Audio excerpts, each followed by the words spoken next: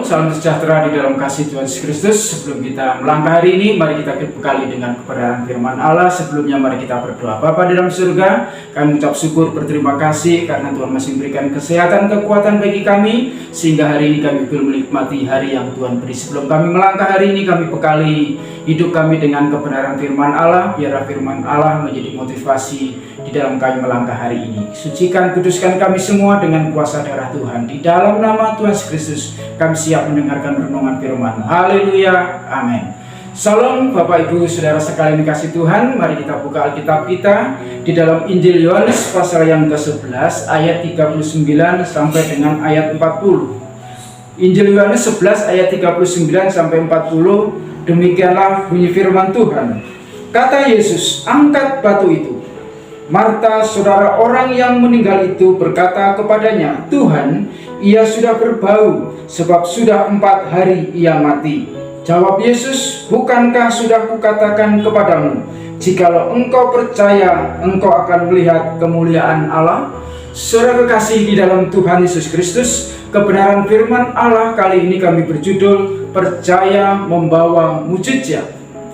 Bacaan firman Tuhan kali ini bercerita tentang Lazarus yang dibangkitkan dari kematian. Kebangkitan Lazarus adalah salah satu dari sekian banyak mujizat yang dilakukan oleh Yesus di hadapan para murid-murid, di hadapan para pengikut-pengikut, di hadapan para ahli-ahli Taurat dan orang-orang Farisi. Pelayanan Yesus di sini membuktikan bahwa Yesus sanggup dan berkuasa melakukan apapun yang di hadapan manusia adalah suatu kemustahilan, ketidakmungkinan. Karena memang yang tidak mungkin bagi manusia adalah mungkin bagi Allah. Karena memang yang tak sanggup bagi manusia adalah sanggup Yesus lakukan. Karena memang Yesus berkuasa atas segalanya. Oleh karena itu Yesus berkata, "Angkat batu itu." Terjemahan lain katakan, "Singkirkan batu itu, undurkan batu itu, dan aku akan lakukan hal-hal yang spektakuler, hal-hal yang besar, supaya mata manusia melihat dan percaya bahwa Yesus adalah Tuhan yang berkuasa, dan biarlah kemuliaan Tuhan itu dinyatakan dan nama Allah itu ditinggikan." Ayat yang keempat. Dan keajaiban terjadi saat batu itu disingkirkan. Firman dibentangkan, firman diucapkan, dan Lazarus keluarlah, dan Lazarus keluar dari kubur. Walaupun saudara kekasih di dalam Tuhan Yesus Kristus, anggapan sebagian besar orang bahwa Lazarus sudah berbau karena sudah 4 hari dia dibaringkan, dia sudah mati. Banyak orang menganggap bahwa Lazarus adalah yang sudah berbau, mustahil atau konyol akan dilakukan hal-hal yang besar. Tapi itulah Yesus kita, Sang Juru Selamat kita, yang berkuasa atas hidup kita, yang tak bisa dibatasi dengan ruang, tak bisa dibatasi dengan waktu dan keadaan, dan Yesus sanggup melakukan segala sesuatu walaupun secara manusia tidak sanggup mereka lakukan. Saudara kasih di dalam Tuhan, mujizat yang terjadi pada Lazarus pasti juga bisa terjadi di dalam kehidupan kita. Teriak apapun yang terjadi pada Lazarus pasti juga bisa terjadi pada kita. Bisa kita alami saat-saat ini. Cuma Yesus, cuma Tuhan meminta pada kita. Satu-satunya yang diminta oleh Tuhan, yang Tuhan mau, yaitu kita percaya. Kalaupun kita sudah percaya, kalaupun kita sudah beriman, dan kita belum terima mujizat daripada Tuhan, walaupun kita sudah berdoa, walaupun kita sudah menyerahkan hidup kita kepada Tuhan, dan mujizat itu belum terjadi di dalam setiap kehidupan kita, ingat ayat yang ke-6. Ia sanggup tinggal, ia sengaja tinggal beberapa hari di mana ia berada. Itu artinya Tuhan punya rencana besar atas kehidupan Lazarus. Tuhan mempunyai rencana besar terhadap kehidupan kita. Karena apa, saudara kasih dalam Tuhan? Tuhan menginginkan yang spektakuler itu terjadi di dalam setiap kehidupan kita. Kalau saat ini kita belum ada jawaban, belum ada mujizat terjadi, walaupun kita sudah percaya kepada Tuhan, tapi ingat, kita renungkan perkataan Tuhan, firman Tuhan dalam ayat yang ke-6, bahwa Yesus sengaja tinggal. Sengaja artinya di sini bukan Allah itu meninggalkan kita, bukan Allah melupakan kita, bukan Allah tidak peduli dengan kita, tetapi ada rancangan-rencana yang besar yang Tuhan taruh di dalam setiap kehidupan kita. Oleh karena itu, Tuhan yang ingin Tuhan inginkan di dalam setiap kehidupan kita cuma satu, percaya saja. Percaya itulah akan membawa suatu mujizat. Saudara kekasih di dalam Tuhan, dan apapun yang terjadi di dalam setiap kehidupan kita, percayalah sampai perkara besar kita alami. Walaupun di dalam menanti suatu mujizat itu banyak hal yang harus kita alami, banyak hal yang harus kita hadapi, banyak hal yang harus kita lalui. Tetapi saudara kasih dalam Tuhan, percayalah, mujizat akan terjadi selama kita bertekun, selama kita percaya kepada Tuhan.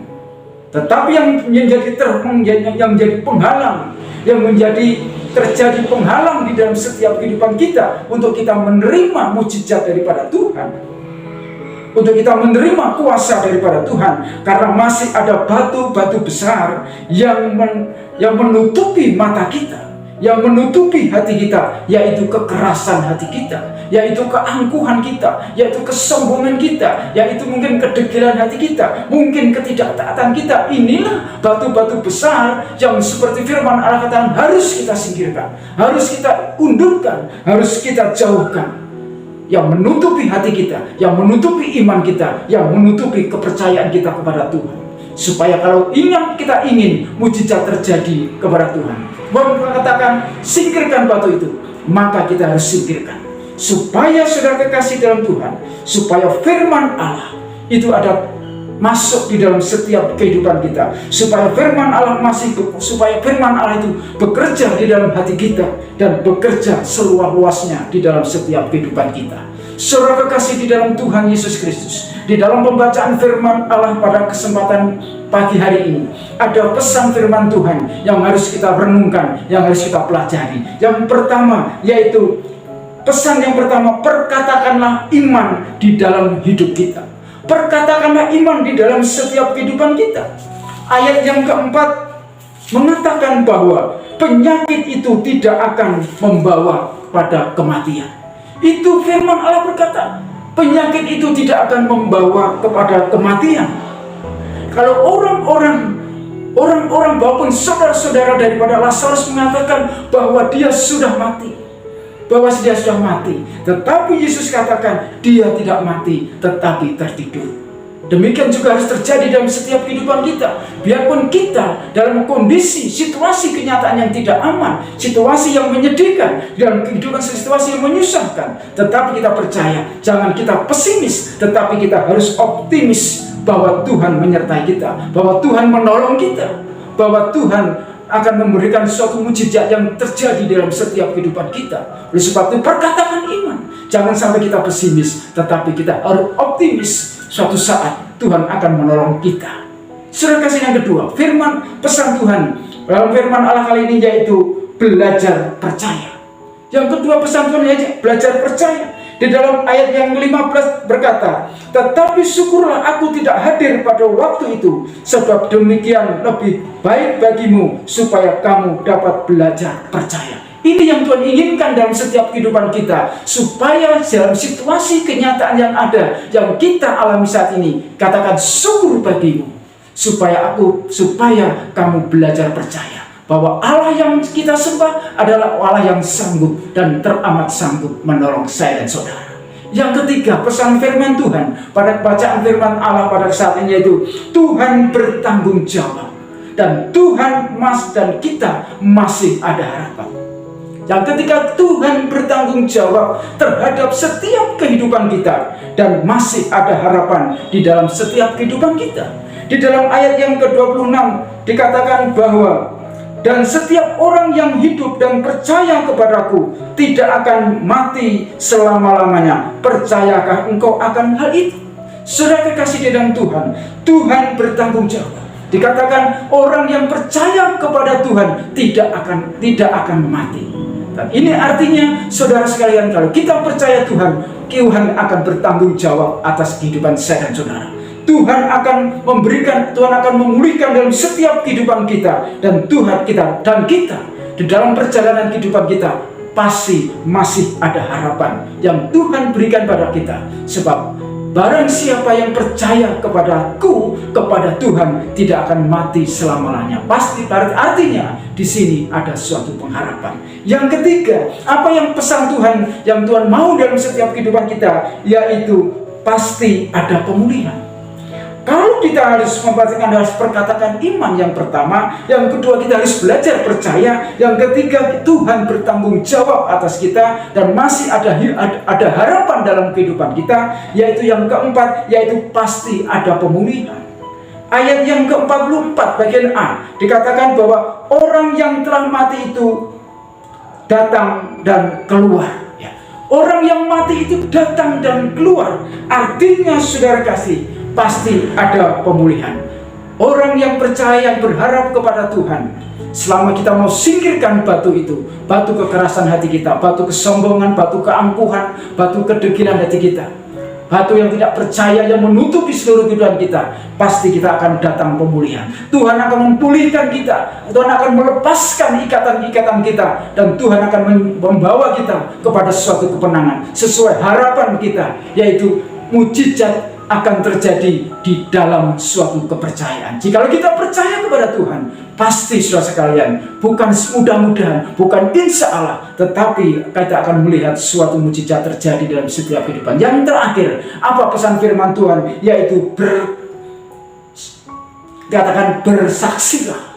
Di dalam ayat yang ke-44 bagian B dikatakan, bukalah kain-kain itu dan biarkan ia pergi. Bukakan kain-kain itu, biarkah dia pergi. Artinya saudara kasih dalam Tuhan, setelah kita menerima pertolongan Tuhan, setelah kita menerima berkat daripada pemulihan daripada Tuhan, maka yang Tuhan inginkan di dalam setiap kehidupan kita harus keluar. Kita harus saksikan bahwa Allah yang kita sembah adalah Allah yang dahsyat. Allah yang kita sembah adalah Allah yang sanggup dan mencukupkan segala keperluan dan kebutuhan kita. Bahwa Allah yang kita sembah selama kita percaya akan mengadakan suatu mujizat. Walaupun saudara sekalian, menurut manusia tidak mungkin, menurut manusia itu mustahil, menurut manusia sudah berbau dan itu menyakitkan. Tetapi jika kita percaya kepada Tuhan, pasti Tuhan akan tolong. Dan puji nama Tuhan, Tuhan Yesus memberkati. Mari kita berdoa. Terima kasih Tuhan atas kebenaran firman-Mu pada pagi hari ini. Biar menjadi motivasi penyemangat di dalam kaki kami melangkah hari ini. Tuntun kami, bimbing kami sesuai dengan kebenaran firman-Mu pada pagi hari ini. Ampuni salah dan dosa kami, ampuni setiap kekurangan dan kelemahan kami. Di dalam nama Yesus Kristus kami naikkan syukur kami. Haleluya. Amin. Selamat pagi, selamat beraktivitas. Tuhan Yesus memberkati.